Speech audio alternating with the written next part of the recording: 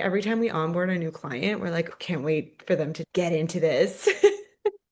In 6 months, I've attained what I was never able to attain over the last decade. That alone speaks volumes. I've lost 5 inches around my waist, which is wild to me.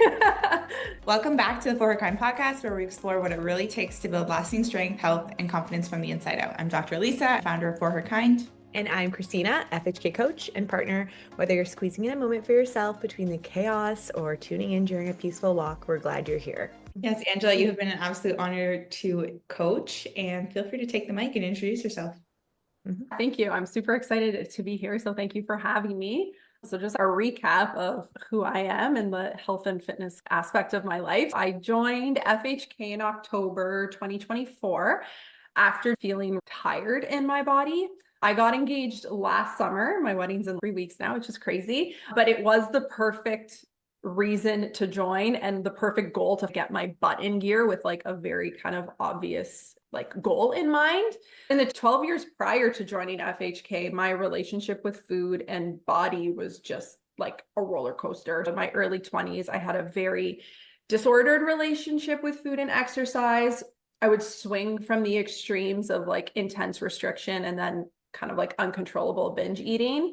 And my healing from that was very long and laborious, but I did get through it. I went on to get my holistic nutrition certification and then eventually started a coaching business during COVID where I worked with women recovering from binge eating and other related issues. Me in a nutshell. I love that. That's like a perfect example of taking your pain and putting it into purpose. Yeah. And why did you stop? I was a one-woman show and I was doing everything on my own from lead generation to content creation. I built an entire 12-week program that still lives somewhere on the internet. It was just a lot for one person. I was making enough money to support myself, but I wasn't making enough to hire someone in, unfortunately. And I just got to the point where when you're starting a new business, you're working all hours of the night. My brain never turned off. So when we're talking about balance, I was very imbalanced at that point in my life because it was like the moment my eyes opened in the morning, I would just think of posting on Instagram and lead generation and reaching out to clients. And it just became a lot where it was actually not serving me personally anymore, just because it was constantly overwhelmed, unfortunately. Because I did love the coaching part of it. I just didn't like the back end part of it. I still keep in touch with a lot of my past clients and they're still rocking and rolling. So I do think I was impactful and I believe the work I did has lasting results on my old clients, but unfortunately it was just too much for me to manage as one person. I understand.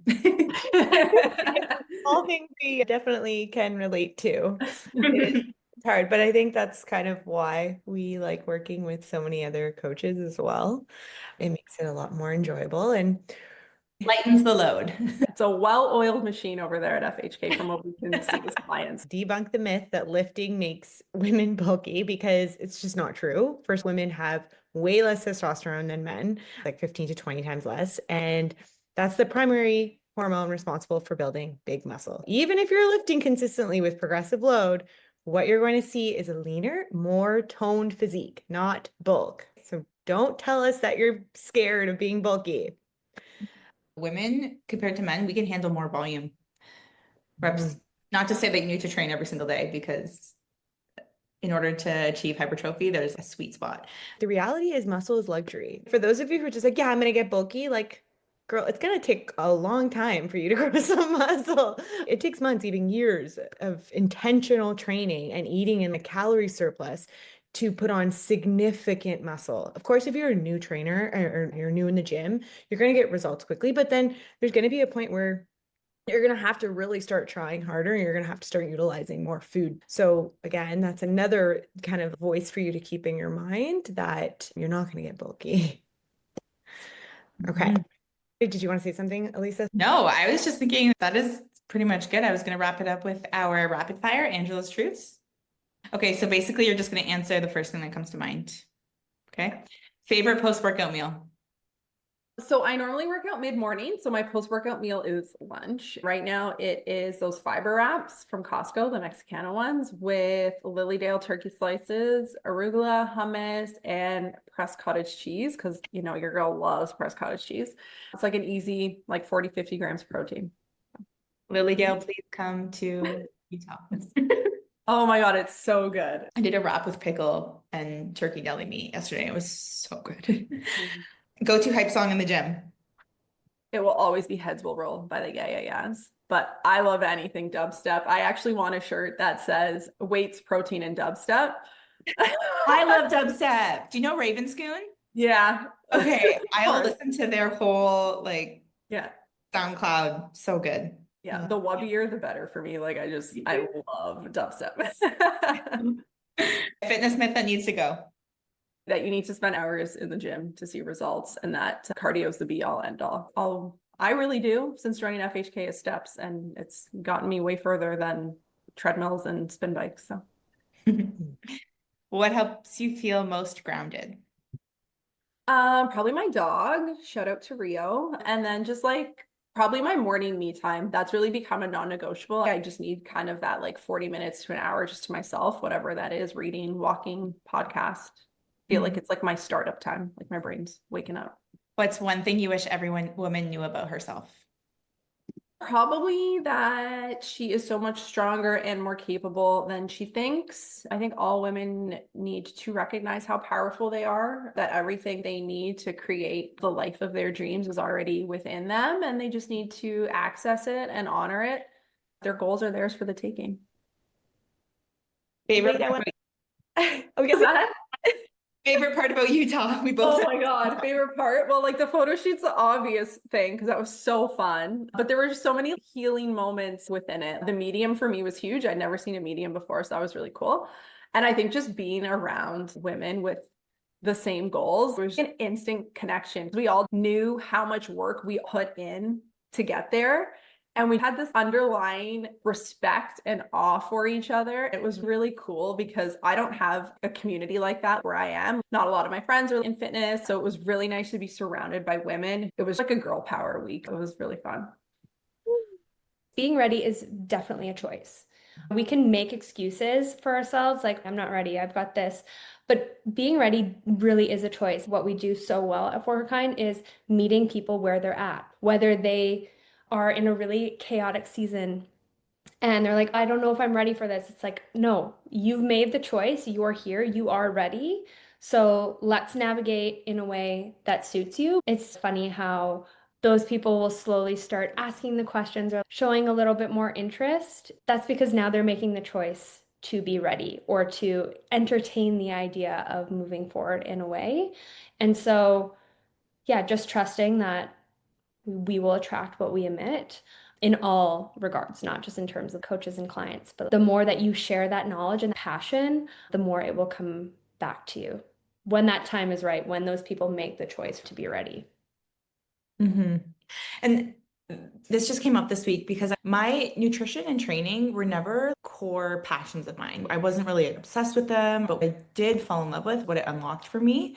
That's what I love coaching and seeing translate in friends and family as well. When people are like, like you said, Christine, like, oh, I'll program for you, just do it. And they're like, wow, I feel so much better. I'm like, great. All I want for you is to feel good. We want that for the people around us. And I think asking for support is a really hard thing to do. Like Lisa, you were saying the nutrition part, that was never a passion. For me, it was an obsession, but with a lack of education. There was no understanding behind it. The relationship between me and my Apple rings on my Apple Watch, I had to break up with that so fast. Asking for help, again, like booking that first call, was hard to do for someone who is really well versed in movement or, coaching others in an F45 space or leading them through a yoga class. I felt like if I need help, then I shouldn't be leading others. And so understanding that as coaches, we still have coaches. I get that, but for anybody who's listening or like, I don't know how to ask for help, just do it. It's scary, but just do it. In terms of coaches, we're lucky because our circle of coaches can lean on each other for, advice, support, encouragement, feedback. Yeah, Yeah. it's really fun to see Christina's progress with her focused phase. She's killing it. Manuka, or Mel, calls it her MILFy mission, and she's also Yeah. killing it. So go check her out. And choices. yeah, Hot choices. yeah, bunch of hotties. Okay, so I think we should dive into human design. Yeah, Okay. speaking of coaching, what are you passionate about being coached by right now so that you can go on to do the same?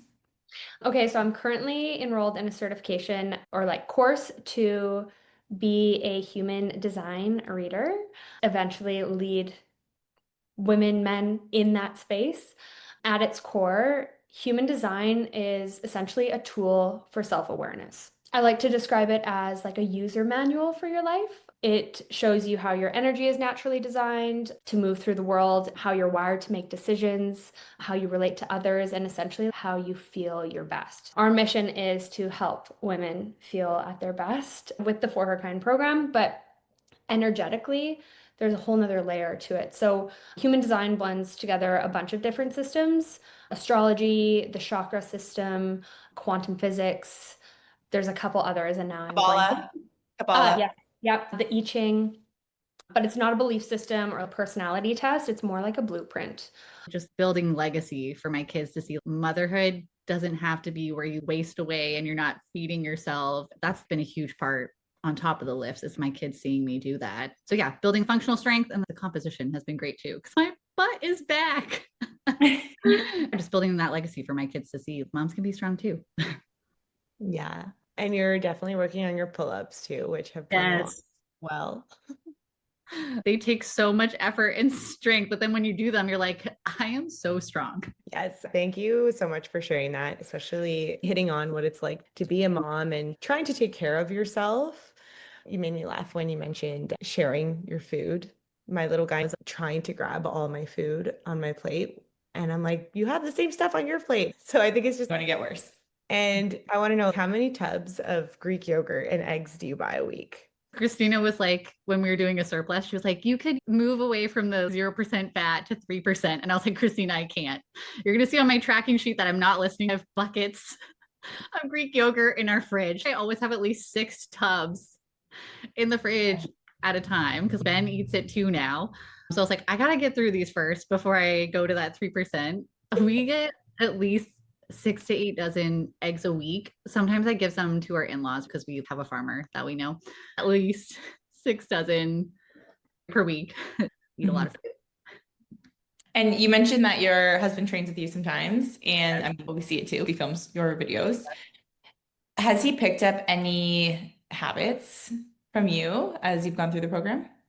Yeah, totally. Like, well, one, just like working out, like he was so excited when I started the program because he was like, great, we can get a squat rack now. We used to be so active prior to kids, and we both used to work out at the gym. Now he'll be like, is it a rest day or a workout day so that you can go in the gym? And I'm like, you're taking up my space. But we make it work. We love it. Same with getting protein into his diet. If I'm making a shake, he'll be like, can you make me one too? Just double the recipe. For Mother's Day, he got me a walking pad, which I think he wanted to get his steps into because he works from home, like at a desk. So he's walked on it more than I have at this point, especially with the winter months. I was just saying to him, it is so cold out there, but I need to get my steps. Seeing him talk to colleagues, I've overheard him talking to friends where they're like, oh, I need to get more HIIT exercises or CrossFit. And he's like, no, you need to be moving. You need to get your steps in. Just get a walking pad. For those of you who are listening, definitely get a walking pad if you don't have one yet and you live in a country that can get very cold. The walking pads are clutch. And Coach Laura made a really good point to do as long as you can barefoot before throwing your sneakers on, especially if you're doing a lot of your daily steps on there. It's a good idea. That is good. Does your husband, so I know like a lot of the times when you're doing your check-ins, he is often either filming you or in the videos with you. So are you guys always doing your sessions together? Not always. He is such an extrovert. So he loves to be around people where I'm like, I could just be in the gym by myself. But he does like to work out together. And it is good. Like, then we can make the time together. It's just good quality time too. So we do try to make it work out that way. But if I can fit it in during nap time, sometimes I will, just so I can go to bed earlier in the evening. Paint me a picture of what that would look like in your home, because I know, okay, so basically Now you're at home and you have your kids and you're homeschooling them. So they are around you all the time. There's a lot of women who often say, I don't have time. I can't do this. The kids are in the way. I can't go to the gym. There's always a lot of excuses that often come up. And not to say that they're not valid. It's challenging learning how to adopt this lifestyle when having children. So how do you make it work? Strength is subjective. Pick a weight that's challenging for you. What's heavy for me might be super light for you, or vice versa. Pick a weight that you get somewhere close to 12 reps and work your way on getting stronger through progressive overload. Also, Alexia Clark, she looks great. Don't get me wrong. But have you ever done one of her workouts? Me back in the day. They are No. so hard. It's cardio with weights because it's just circuit training. And that's 7 days a week. Very intense. It's just not what I want my lifestyle to look like. I like to do other things. Exactly. I think when anyone's picking a program, just really think about everything they like to accomplish, all of their goals, and how they're going to make it all fit so that it can just feel more seamless, like their whole life, and there's less resistance, right? Like if you're the type of person that loves to train 7 days a week and you're getting great results, by all means. And if you don't feel like you're stretched by any means, if you enjoy the commutes 7 days a week and all of those things, by all means do it. But if you want to be more efficient with your time, finding a program where you're training to progressive overload 2 to 3 days per week is really all that you need. I love to challenge clients on this because I've had many clients come in and be like, no, I need to be training like 5 days a week. That's what I have to do to get results. And the majority of the time, if you are spending 5 to 7 days training in any form of way, you most likely need to actually spend more time grounding yourself, not doing these crazy high intensity classes. You need to spend more time sitting on the ground outside in the grass and meditating, reading a book, or whatever it is, because the society that we live in now is constantly so go, go, go. So why do we also need to then go and throw ourselves into a really high intensity class 7 days a week when we're already rushing to get to work, catch the train? Like, you need to probably schedule in more time to ground yourself. Exactly. And more is more until a certain point. Like you see results and then it starts to go down again because you're just overtraining and you're not giving yourself that time to recover. I always say rest as hard as you train, because if you're recovering, then you won't be able to train to the intensity that you should be training. And I really love my rest days. I love my walks. I really don't do much outside of my 3 strength training sessions a week and my 10 to 15K steps a day. That's really it. And people are always so shocked. It's truly about simplifying your routine versus adding more. It's kind of like doing what you're already doing. Most women are already working out and eating. It's just making tweaks to do it smarter. For sure. And because you've been in so many of your clients' shoes, how would you say your experience as a former client helps you or influences you as a coach today? Definitely, it gives me compassion because I've been there. I know we have clients that come from many different backgrounds, but of course, the ones that I relate to most are the ones that are on that hamster wheel and just overtraining, cardio every day, circuit training every day, classes every day, and helping them change their mindset around training that less is more. I also just love teaching. I love explaining the why behind why we're doing something, because I think that gives them more purpose to action the tools we're giving them, and also just helping them understand the hierarchy of nutrition and training too. So what to focus on. And then once we've mastered the first level of the base, then we can move up in that triangle. That's such a good way to explain that. Yeah, I think it's really helpful because we get a lot of questions like, oh, like what supplement should I be taking or what exercise should I be doing? It's like, let's focus on the basics first before we get to those cherry on tops. I think so often as full-time working moms, we can be like, the stay-at-home moms have it super easy. They can get their workout in because they're at home all day. And then you can have the stay-at-home moms who are like, the working moms can get their workout in because they have childcare and can go after school or on their lunch break. They're not with their kids all day. And I'm like, we all have 24 hours in a day. It's just how we prioritize our time. Like, how many of us, when we look at our phones, have like 2 hours of social media use, but we say we can't get in a 1 hour workout? I think it's just taught me we can get trapped in this cycle of comparison where everyone has trials, everyone only has 24 hours in a day, but it's what we're prioritizing.